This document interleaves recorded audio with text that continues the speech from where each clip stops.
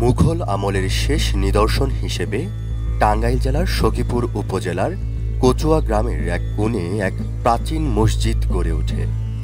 সেই মসজিদের ৮টি গম্বুজ যেন আকাশের নীলতলায় নিজের ছোঁয়া ফেলতে চায়। এর প্রতিটি ইট, প্রতিটি কারুকাজ যেন শতাব্দীর ইতিহাসের সাক্ষী, মানুষের বিশ্বাস ও ঐক্যের অবিচ্ছিন্ন গল্প বলে।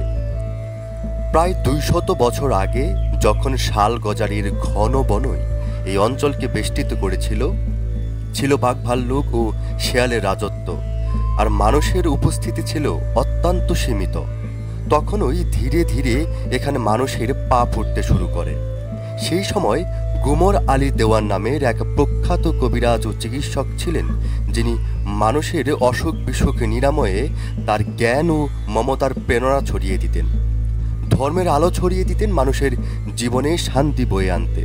তিনি 1840 সালের দিকে এই মসজিদটি নির্মাণের সিদ্ধান্ত নেন। দেওয়ান বাড়ির আঙিনায় সাগরদিঘি থেকে গোড়াই সড়কের দ্বার প্রান্তে ইটের গুঁড়ি, চুনাপাথর ও সুরকির একত্রিত ব্যবহারে নির্মিত এই মসজিদটির প্রতিটি দেওয়াল ছিল 40 ইঞ্চি পুরু। 5টি দরজা ও 8টি গম্বুজের সূক্ষ্ম কারুকাজ যেন শুধু চোখ মনোহর নয়, বরং আধ্যাত্মিক শক্তির প্রতীক হিসেবেও বিবেচিত। কালের ধারা যেমন মসজিদটির প্রাচীনতা বহন করে, তেমনি এই স্থাপত্যে বয়ে গেছে শত শত প্রার্থনা ও আবেগের গল্প।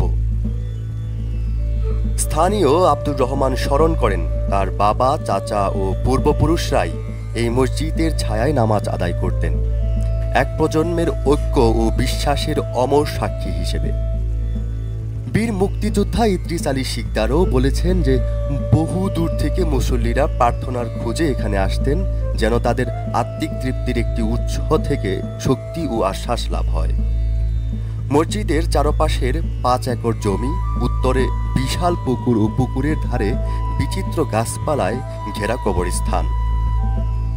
পাশাপাশি ঈদ উপলক্ষে বিশাল ঈদগাহ মাঠে প্রায় 3000 মুসল্লির একত্রিত হওয়ার দৃশ্য এই মসজিদের ঐতিহ্য ও সামাজিক গুরুত্বকে চিরন্তন করে রাখে। আজও এই প্রাচীন মসজিদটি কচুয়া গ্রামের হৃদয়ে অটুট এক আত্মিক প্রেরণার দীপশিখা হিসেবে জ্বলে।